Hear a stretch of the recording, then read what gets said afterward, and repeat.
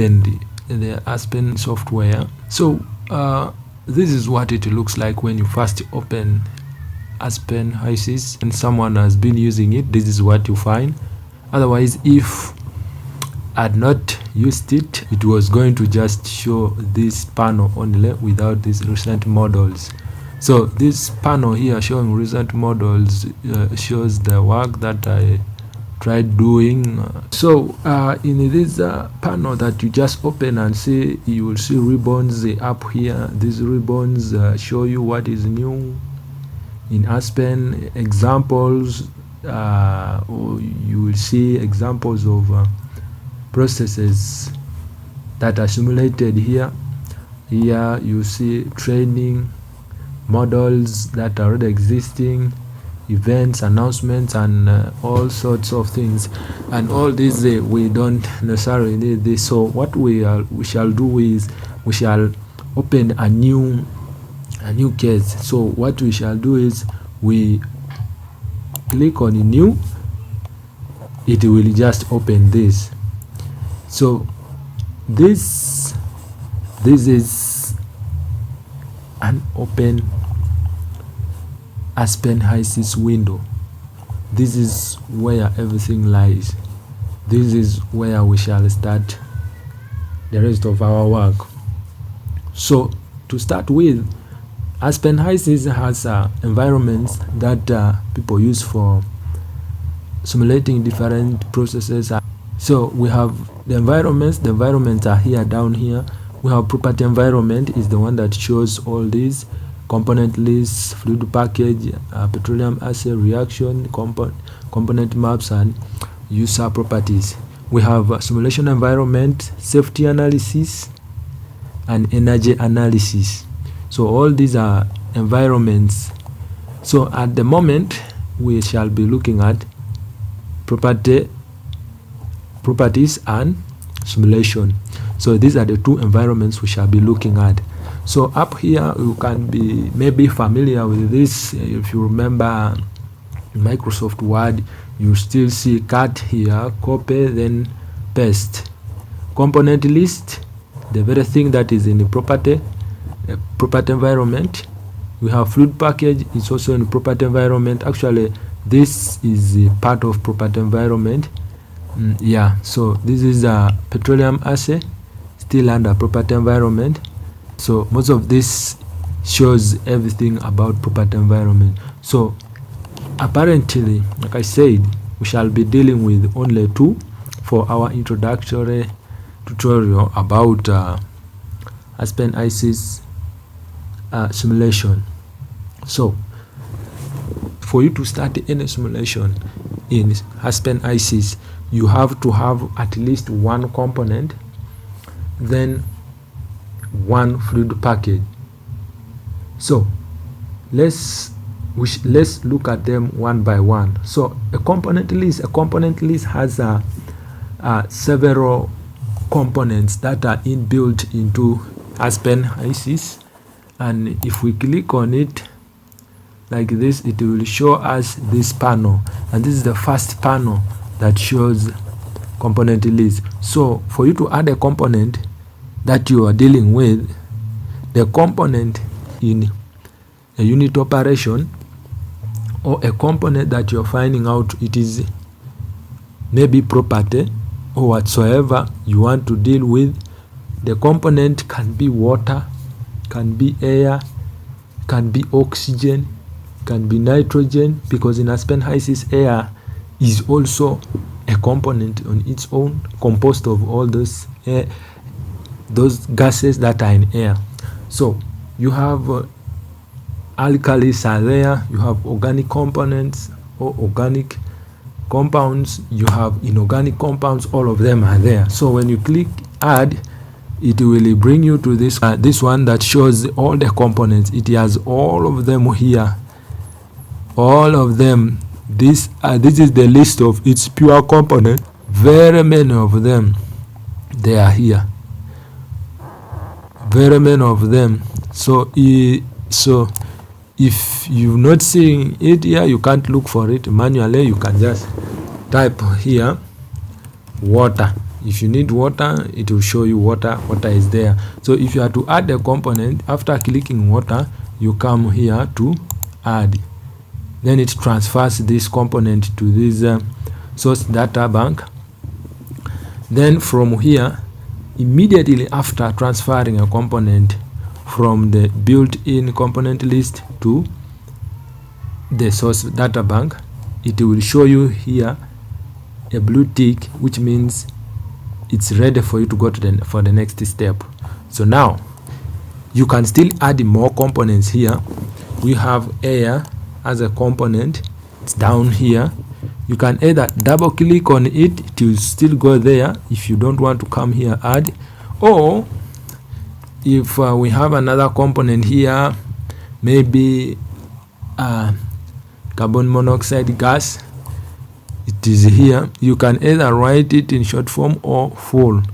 So you can either double click or you press enter, it goes to the other data bank. So these are the components that we have selected. So this is what we have at par now. So we leave it there. So the next step that you can go after selecting a component, you go to fluid package, click on fluid package. After clicking fluid package, you go to add. After clicking add, so you have various types of fluid packages. Maybe before we go there, let's define a fluid package. A fluid package is just like a set of governing equations which will help us to find out the variable properties of a fluid.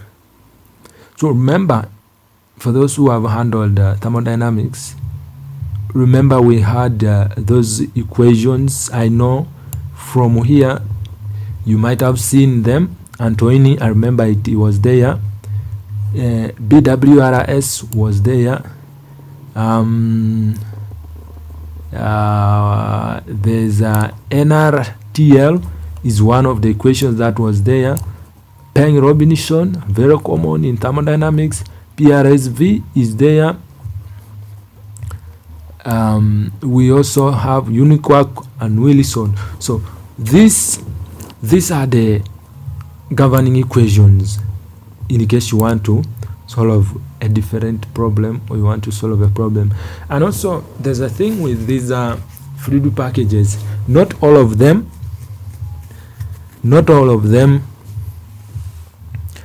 can be applied for every component. Some components cannot be solved with certain fluid packages. Now let's go back to the component list, and I show you one of the. Okay, before we go there, let me show you how what happens if we choose a fluid package. Let's say for the components we chose, let's use NRTL. Immediately you choose there, you come and drag this down and check whether it has said okay. When it is okay here, then it means this side you can go ahead to use the fluid package to solve your problem. Yeah, so that is it for that. Now let's go back to the component list, and I show you what happens if you use a different fluid package on a component that is not compatible with. So let's say we remove these components,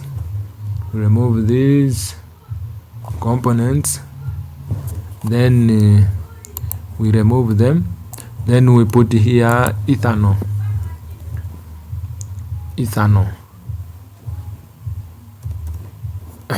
It is there. So when we put ethanol here, we go back to fluid package. Even here the fluid package, let's say we choose Peng-Robinson.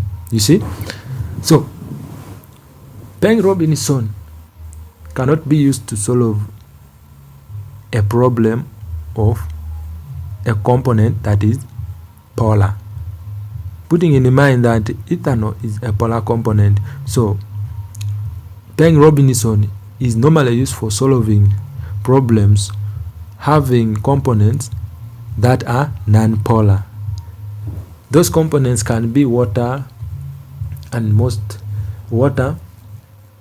There's methane, ethane, and other components that are non-polar.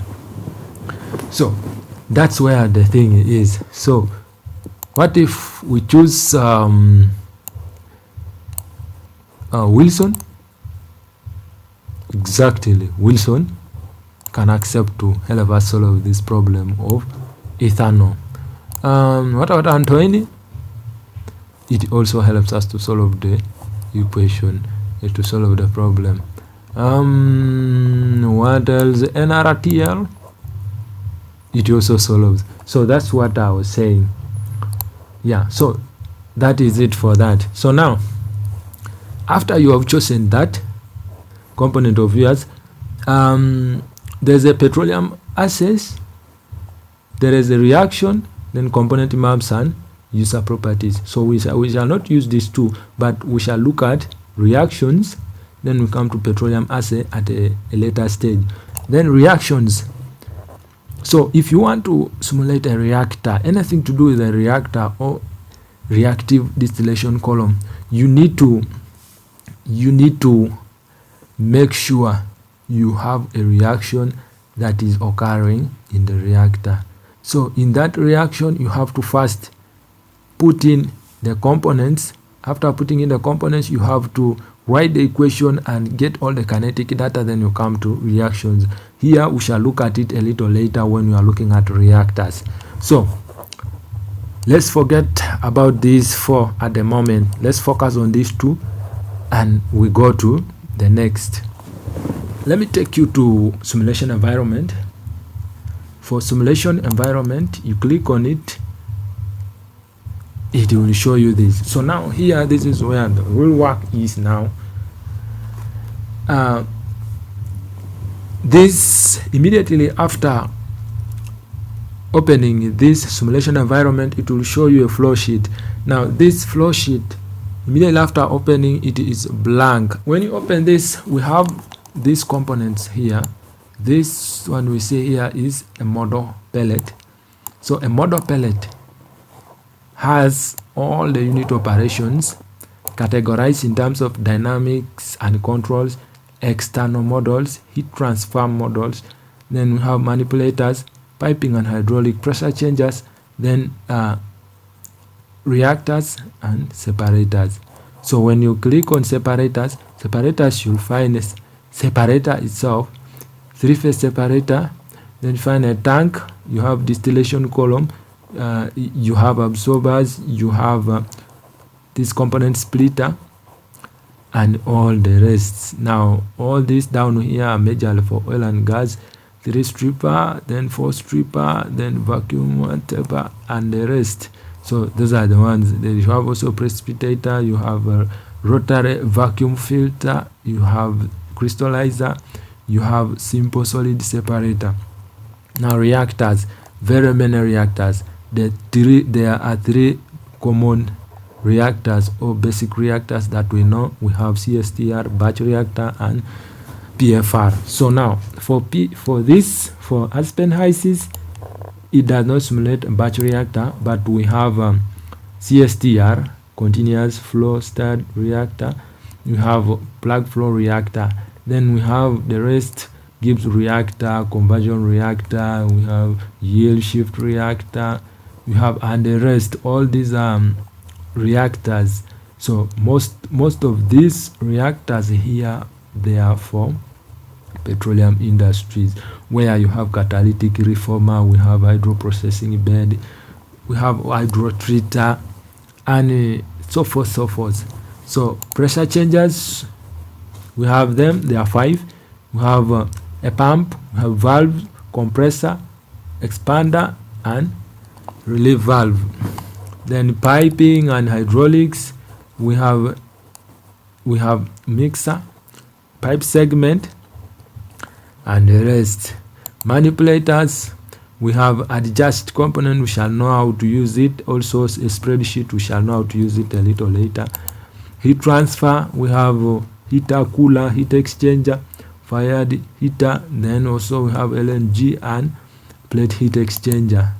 This and these two, we shall get to know how to use them a little bit later. So that is it for the model pellet. You can drag it and put it anywhere. Here it will come there, that is highlighted. Here it will go down. Let's come here and fix it at that corner, so it will settle there.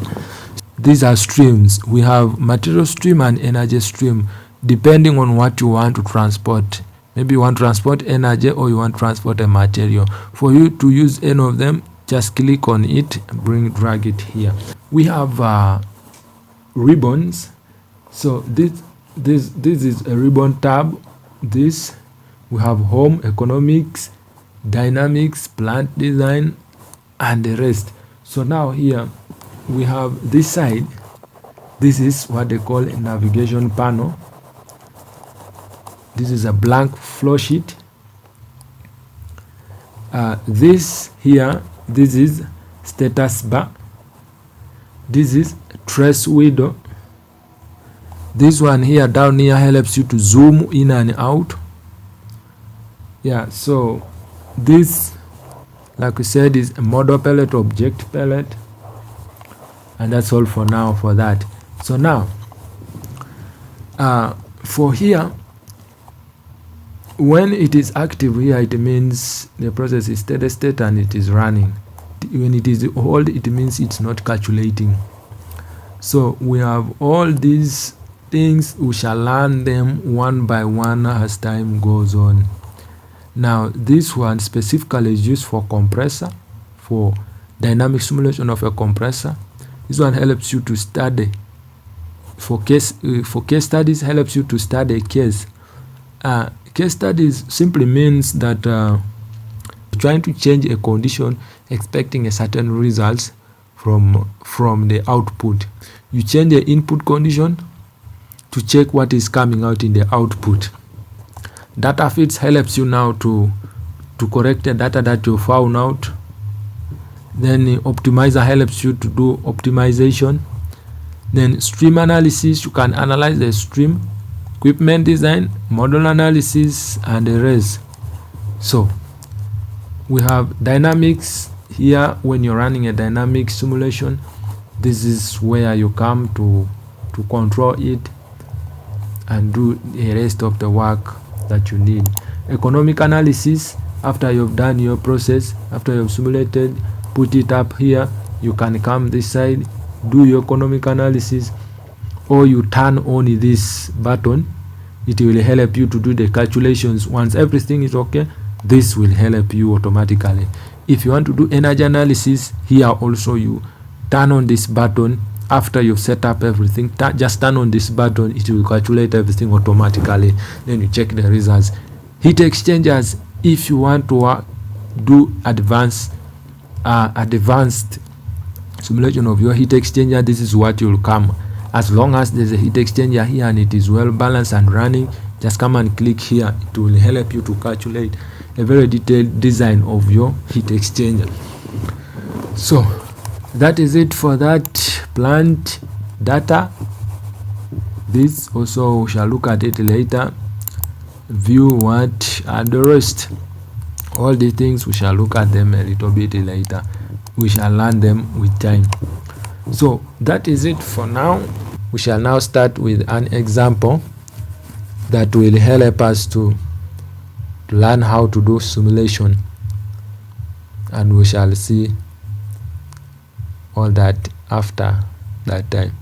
Thank you.